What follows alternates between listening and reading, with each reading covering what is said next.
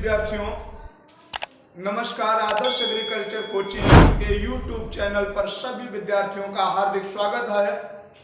आज हम soil science मृदा विज्ञान में उन क्वेश्चनों पर चर्चा करेंगे जो विगत वर्षों में पूछे गए हैं, चाहे यूपी कैटेड हो, BHU हो, चाहे ICR हो या अन्य कृषि विश्वविद्यालय में। तो BSc AG का बच्चा हो चाहे MSc AG का बच्चा हो, वीडियो को अंत तक देखें।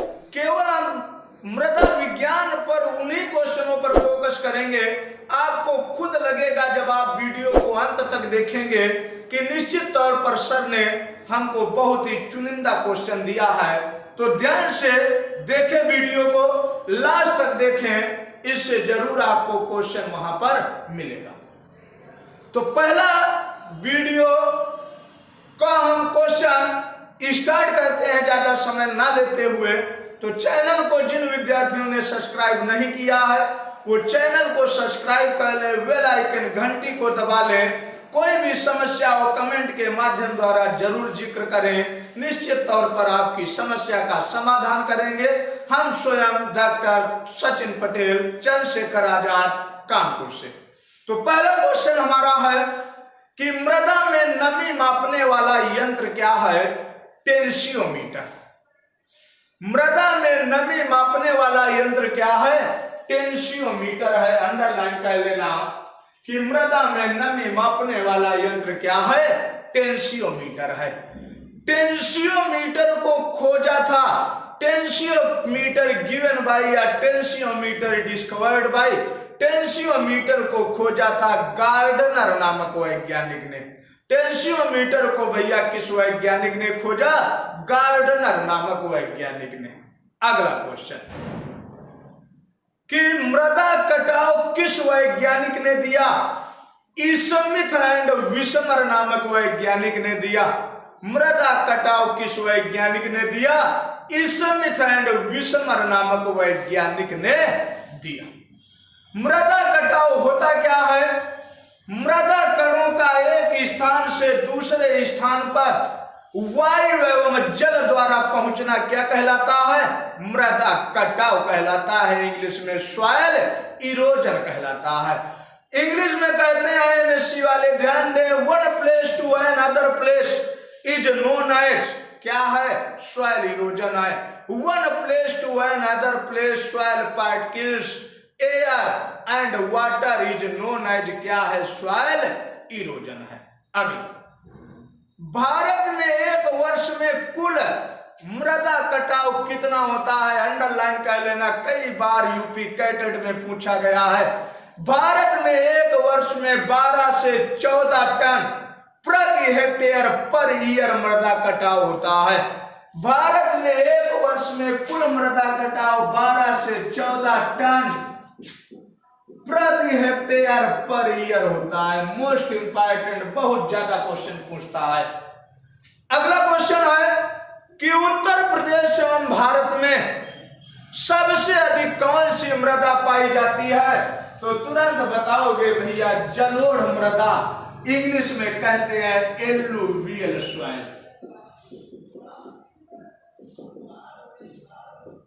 कि भारत और उत्तर प्रदेश में सबसे अधिक कौन सी मृदा पाई जाती है?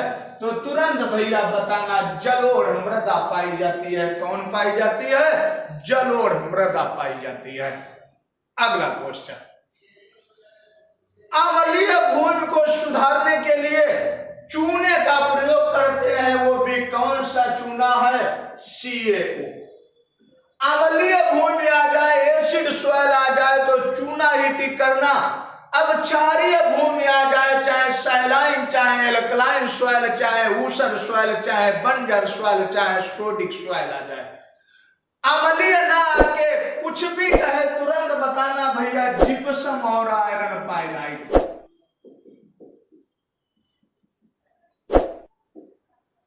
जिप्सम और आयरन पाइराइट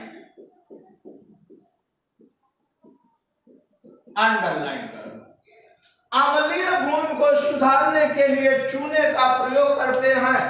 क्षारीय गुण को सुधारने के लिए जिप्सम और आयरन पायराइड का प्रयोग करते हैं। Most important question. अगला क्वेश्चन, जलोढ़ मृदा को कौन से मृदा गढ़ में रखा गया है? एंटी सॉइल्स, अंडरलाइन कर लेना कि alluvial soil found in soil order anti soils, ENTISOILS, underline कर लेना। अगला क्वेश्चन, काली मृदा या काली कपासी मृदा या रेंगुर मृदाओं को कौन से मृदा गण या कौन से सॉइल ऑर्डर में रखा गया है? वर्टी सॉइल, अंडरलाइन कर लेना।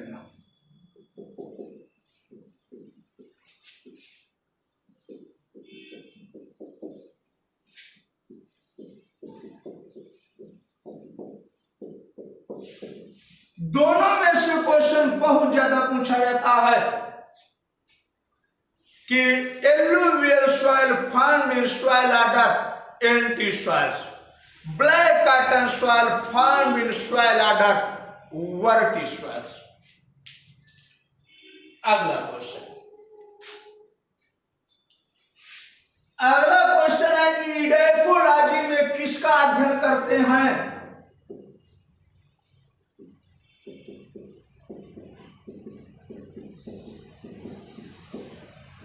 तो इडेफोलॉजी में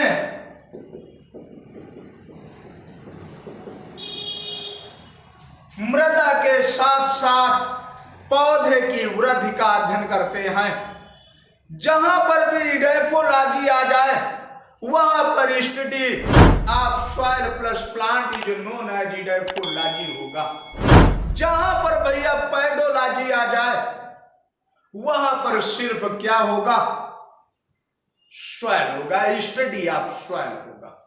अब खेती करने के लिए या घासों के लिए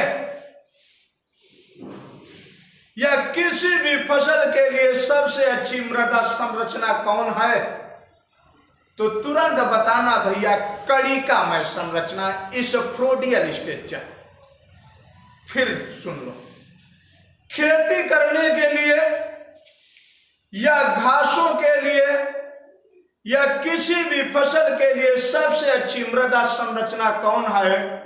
इसोफ्रोडियल स्ट्रक्चर, हिंदी में कहते हैं कणिकामय संरचना। क्या कहते हैं? कणिकामय संरचना।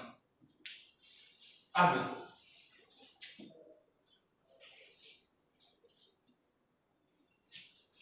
भारतीय मृदाओं में किस सूक्ष्म पोषक तत्व की कमी पाई जाती है?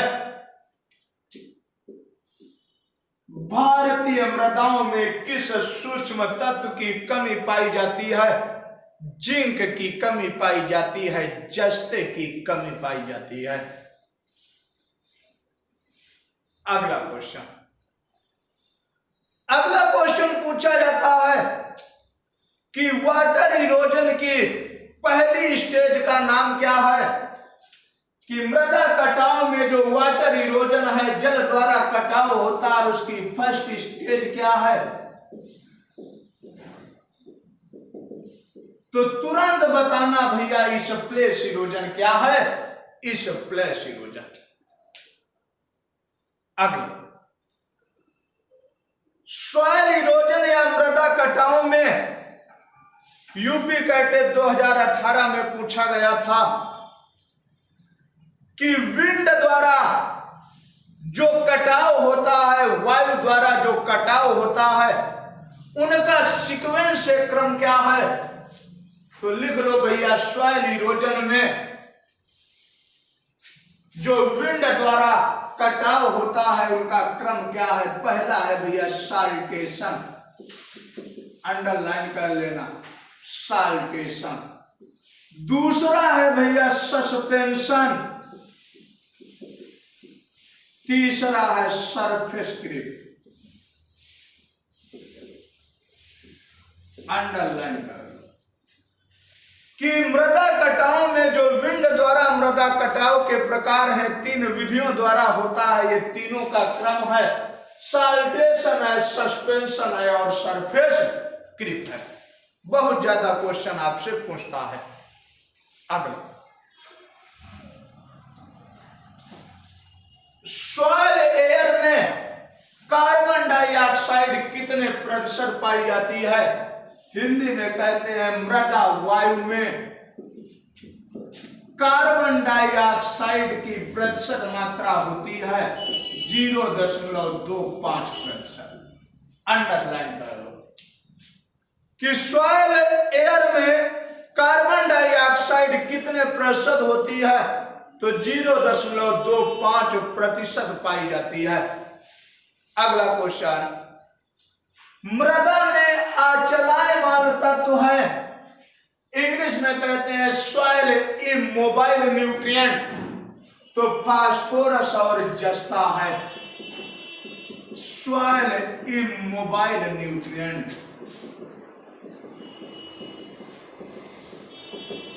फास्फोरस और जस्ता।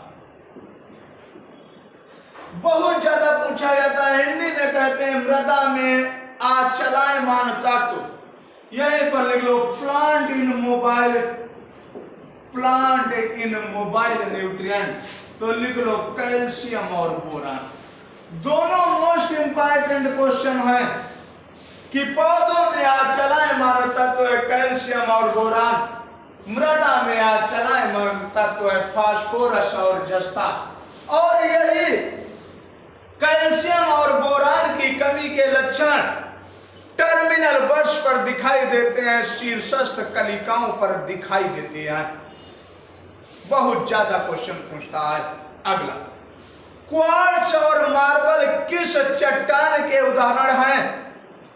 तो क्वार्ट्ज और मार्बल तृतीयक चट्टान के उदाहरण हैं, जिसको हम कहते हैं रूपांतरित चट्टान, इंग्लिश में कहते हैं मेटामॉर्फिक रॉक्स। कि क्वार्ट्ज और मार्बल तृतीयक चट्टान के उदाहरण हैं, जिसको हम कहते हैं रूपांतरित चट्टान, इंग्लिश में कहते हैं मेटामॉर्फिक रॉक्स। बहुत ज्यादा क्वेश्चन पूछता है। अगला क्वेश्चन है, नवसागर या अमोनियम क्लोराइड में नाइट्रोजन कितने प्रतिशत होता है? नवसागर या अमोनियम क्लोराइड में भैया नाइट्रोजन हमारा 26% होता है। कितने प्रतिशत होता है? 26% होता है। अगला क्वेश्चन है आपसे बहुत ज्यादा पूछता है कि मृदा में जल की गहराई मापने वाला यंत्र क्या है? इंग्लिश में कहते हैं सॉइल डेप्थ मेजर्ड बाय, तो तुरंत बताओगे पिज्जोमीटर है। क्या है? पिज्जोमीटर है। अगला है सॉइल डेंसिटी मेजर्ड बाय, मृदा में घनत्व मापने वाला यंत्र क्या है? साइक्रोमीटर है। कि मृदा में घनत्व इंग्लिश में कहते हैं सॉइल डेंसिटी मेजर्ड बाय, तो तुरंत बताना भैया साइक्रोमीटर है। क्या है? साइक्रोमीटर है। अगला है वाष्प का वाष्पोत्सर्जन, इंग्लिश में कहते हैं इवेपोट्रांसपिरेशन मेजर्ड बाय, हिंदी में कहते हैं वाष्प का वाष्पोत्सर्जन मापने वाला यंत्र क्या है? तुरंत बताना लाइसीमीटर है। क्या है? लाइसीमीटर है। कानपुर की एक वर्ष की वार्षिक वर्षा कितनी है? 800 मिलीमीटर है। कानपुर की एक वर्ष की वार्षिक वर्षा कितनी है? 800 मिलीमीटर है। और भारत की वार्षिक वर्षा कितनी है? 1200 मिलीमीटर है। अंडरलाइन कर लेना कि भारत की एक वर्ष की इंग्लिश में कहते हैं एनुअल रेनफॉल ऑफ इंडिया, तो क्या बताओगे? 1200 मिलीमीटर बताओगे। क्या बताओगे? 1200 मिलीमीटर बताओगे। अगला क्वेश्चन है कि सामान्य मृदाओं का CN रेशियो कितना होता है? कि जो सामान्य हमारी मृदाएं होती हैं उनका CN रेशियो हमारा कितना होता है? 10 से 12 अनुपात 1। ह्यूमस का CN रेशियो कितना होता है 10:1। अंडरलाइन कर लो, मोस्ट इंपॉर्टेंट क्वेश्चन है। अगला क्वेश्चन है, मृदा कटाव को बढ़ाने वाली फसलें कौन है? तो मृदा कटाव को बढ़ाने वाली फसलें इंग्लिश में कहते हैं सॉइल इरोजन परमेबेटिंग क्रॉप। कि मृदा कटाव को बढ़ाने वाली फसलें इंग्लिश में कहते हैं सॉइल इरोजन परमेबेटिंग क्रॉप। तो तुरंत बताना अनाज वाली फसलें धान, गेहूं, मक्का इत्यादि। अगला, सॉइल इरोजन को कम करने वाली या रोकने वाली फसलें क्या है? दलहनी फसलें और घास। दोनों क्वेश्चन मोस्ट इंपॉर्टेंट है, फिर सुन लो प्रिय विद्यार्थियों। सॉइल इरोजन परमेबेटिंग क्रॉप हिंदी में कहते हैं मृदा कटाव को बढ़ाने वाली फसलें क्या है? तो बताना अनाज वाली फसलें धान, गेहूं, मक्का, बाजरा इत्यादि। सॉइल इरोजन रेजिस्टेंट क्रॉप मृदा कटाव को कम करने वाली फसलें क्या है? तो तुरंत बताना दलहनी फसलें। कौन फसलें? दलहनी फसलें और घासें, ग्रासेस। ये है हमारी मृदा कटाव को कम करने वाली फसलें। क्या है? मृदा कटाव को कम करने वाली फसलें हैं। अगला क्वेश्चन है कि मृदा वायु में नाइट्रोजन कितने प्रतिशत पाया जाता है? तो मृदा वायु में नाइट्रोजन हमारा भैया कितने प्रतिशत होता है? 79% होता है। कितना होता है? 79% होता है। अगले दो क्वेश्चन देखना, मोस्ट इंपॉर्टेंट है, ध्यान से सुनना। यदि कहते हैं मृदा में सबसे अधिक क्या पाया जाता है? ऑप्शन दे दे बैक्टीरिया, ऑप्शन दे दे वायरस, ऑप्शन दे दे निमेटोड, ऑप्शन दे दे फंजाई। तो तुरंत बताना कि सॉइल में मैक्सिमम डोमिनेंट होता है बैक्टीरिया, जीवाणु। अंडरलाइन कर लेना कि मृदा में सबसे अधिक पाया जाता है जीवाणु पाया जाता है, बैक्टीरिया पाया जाता है। अगला क्वेश्चन ध्यान से सुनना, कंफ्यूजन ना करना। जैविक द्रव्यमान के अनुसार, इंग्लिश में बायोमास के अनुसार मृदा में सबसे अधिक क्या पाया जाता है? अब आंसर तुरंत क्या बताओगे? फंजाई बताओगे। क्या बताओगे? फंजाई बताओगे।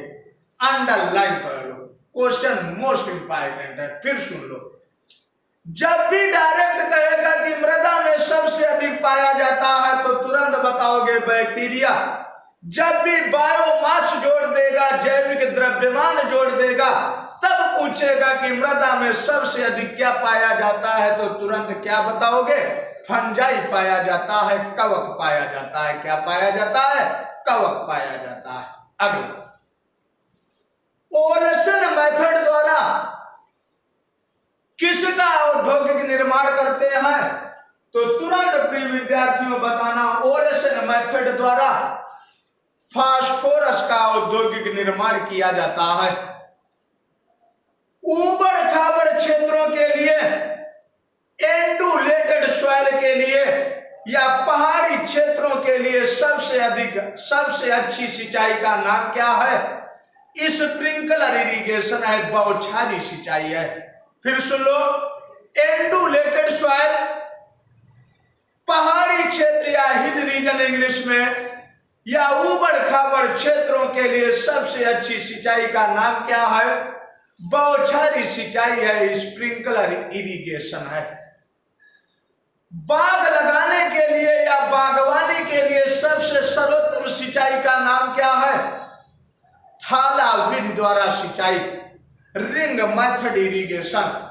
कि बागवानी के लिए या बाग लगाने के लिए सबसे अच्छी सिंचाई का नाम क्या है? तुरंत बताना भैया, क्या बताओगे? थाला विधि, रिंग मेथड ऑफ इरिगेशन।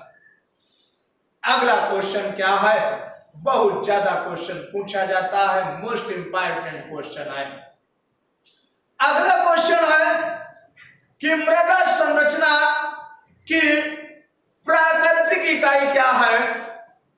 तो तुरंत बताओगे कि मृदा संरचना की प्राकृतिक इकाई पेड़ है। मृदा संरचना की कृत्रिम इकाई क्या है? क्लाउड है। इंग्लिश में कहते हैं soil structure natural unit of पेड़ जिसको आप हिंदी में ढेला बोलते हो, soil structure artificial unit of cloud जिसको आप क्या बोलते हो, बादल बोलते हो। क्या बोलते हो? बादल बोलते हो। तो बहुत ज्यादा क्वेश्चन आपसे पूछे जाते हैं। अगला क्वेश्चन है कि मल्चिंग क्या है? मृदा में नमी को संरक्षित रखना, मृदा में नमी को बनाए रखना क्या कहलाता है? मल्चिंग कहलाता है। वो किसी भी विधि द्वारा, चाहे पन्नी ढक्का, चाहे घास ढक्का, चाहे और कोई भी विधि द्वारा मृदा में नमी को संरक्षित रखना क्या कहलाता है? तुरंत बताओगे, मल्चिंग कहलाता है। क्या कहलाता है? मल्चिंग कहलाता है। अगला क्वेश्चन है कि नई जलोढ़ मृदा को क्या कहते हैं? खादर कहते हैं। पुरानी जलोढ़ मृदा को क्या कहते हैं? बांगर कहते हैं। उत्तर प्रदेश एवं भारत में सबसे अधिक क्षेत्रफल पर पाई जाने वाली मृदा क्या है? जलोढ़ मृदा है, एलुवियल सॉइल है, जिसको हम एंटी सॉइल से सॉइल ऑर्डर या मृदा गण में रखा है। दूसरे नंबर पर भारत में पाई जाने वाली मृदा हमारी क्या है? तुरंत बताना भैया, काली कपासी मृदा है। और काली कपासी मृदा का दूसरा नाम है रेंगुर सॉइल। और काली कपासी मृदा सबसे ज्यादा पाई जाती है कहां? महाराष्ट्र में। लाल मृदाएं सबसे ज्यादा भैया पाई जाती है तमिलनाडु में। और उत्तर प्रदेश में लाल मृदाएं सबसे ज्यादा पाई जाती है वाराणसी के बगल में मिर्जापुर जिले में। कहां पाई जाती है? वाराणसी के बगल में मिर्जापुर जिले में पाई जाती है। अगला है मार खाबर परवा राकर, बहुत ज्यादा पूछी जाती है। कहां की मृदाएं हैं? मार खाबर परवा राकर।